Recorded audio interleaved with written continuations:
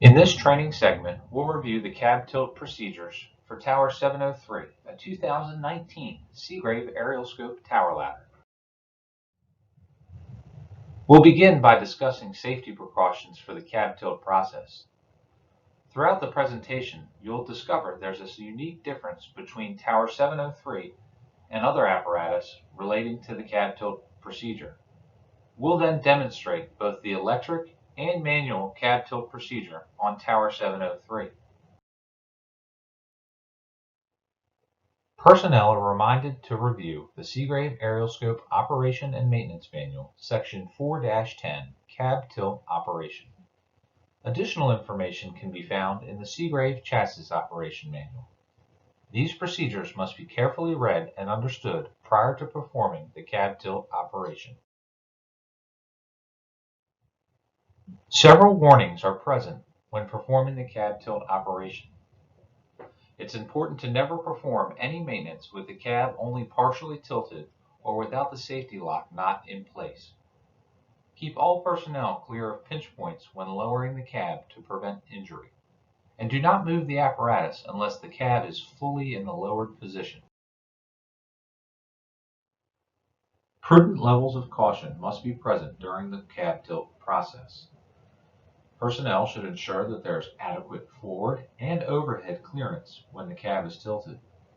Ensure that the front stabilizers are tilted completely outward prior to tilting the cab. And personnel should always verify that there are no loose tools, equipment, or any other miscellaneous items in the cab, on the cab roof, or on the bumper when the cab is tilted.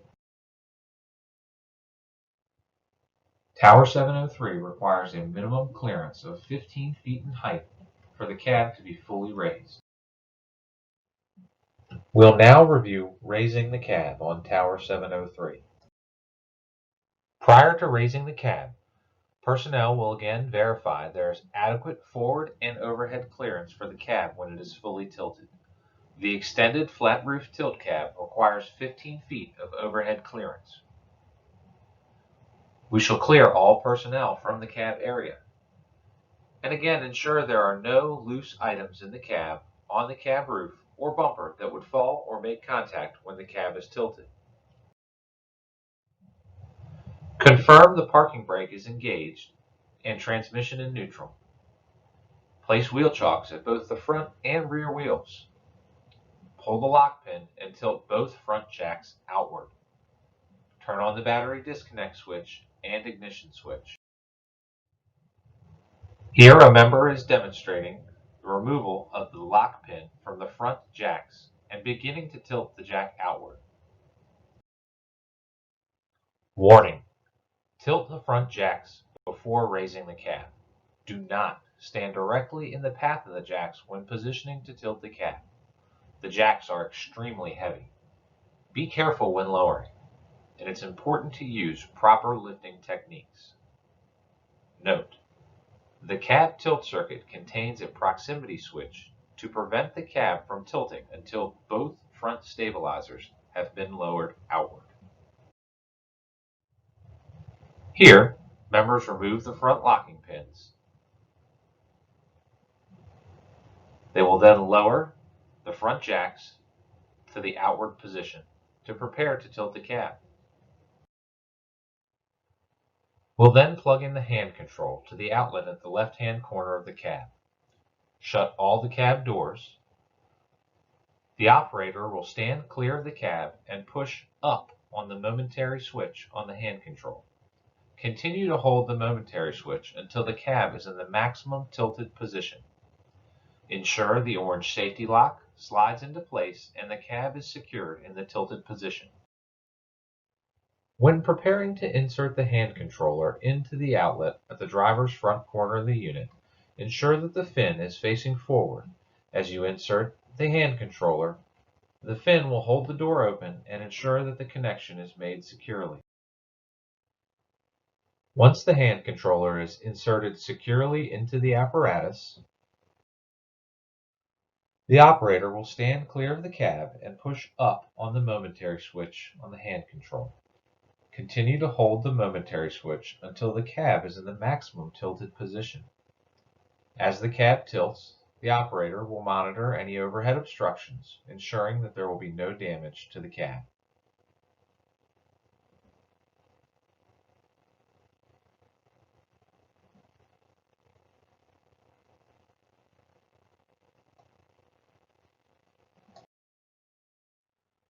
Once the cab is in the fully tilted position, the operator will ensure that the safety latch has slid into place, locking the cab in the maximum tilted position. We'll now review the steps for lowering the cab on Tower 703. Warning: severe damage may result if the safety mechanism is not released prior to attempting to lower the cab. Do not attempt to drive the unit when the cab not locked message is displayed on the Intelix Plus information screen. The cab is not locked when this message is displayed. If unable to release the safety lock from the cylinder, the cab may need to be slightly raised. Before lowering the cab, clear all personnel from the cab area. Pull the safety lock cable below the driver's step to release the safety lock off of the lift cylinder. Hold the safety lock cable until the cab moves downward enough so that the lock bar will not catch the end of the lift cylinder. Stand clear of the cab and push down on the momentary switch on the hand control. Continue to hold the momentary switch until the cab is returned to its normal locked position. If the cab not locked message appears on the display screen after lowering the cab, repeat steps 1 through 4. Turn off the ignition switch and battery disconnect switch. The operator releases the safety lock, standing clear of the cab, pushing down on the momentary switch on the hand control, continuing to depress the switch while the cab is lowered. Once the safety lock has cleared the lift cylinder, the member releases the safety lock. As the cab nears the locked position, the operator monitors for any obstructions and ensures that the cab securely locks back into place.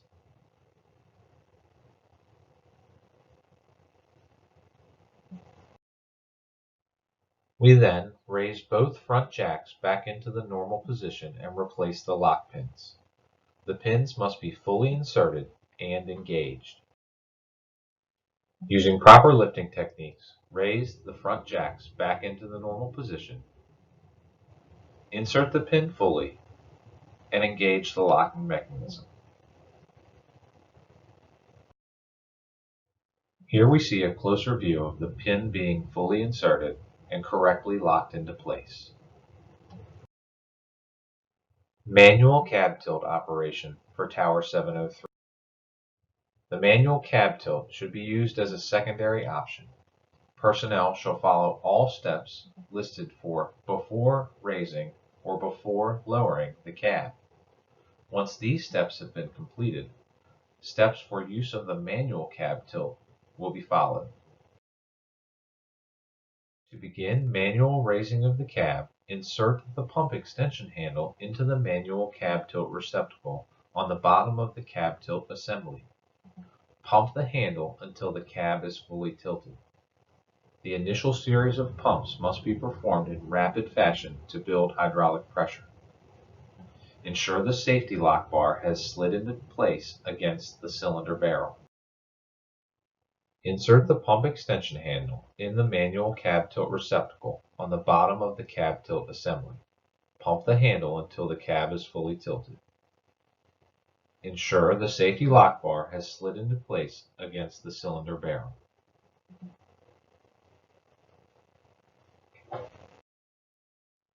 To manually lower the cab, hold the safety lock cable while turning the bleeder screw counterclockwise using the pump extension handle. Ensure the cab is fully lowered, then turn the bleeder screw clockwise until tight. This is the closed position.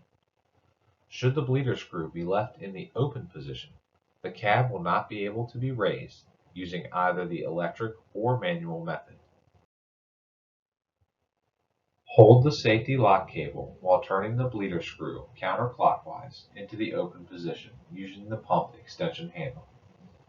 Ensure the cab is fully lowered, Then turn the bleeder screw clockwise until tight.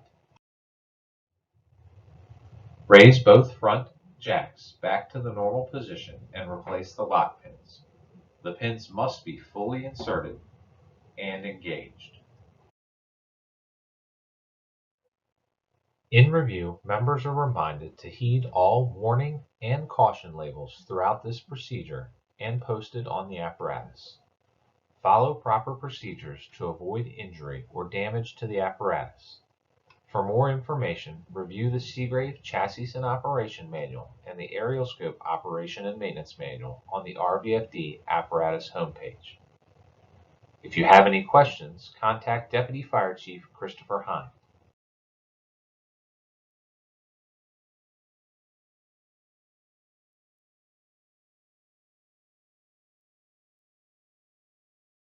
Put them back up.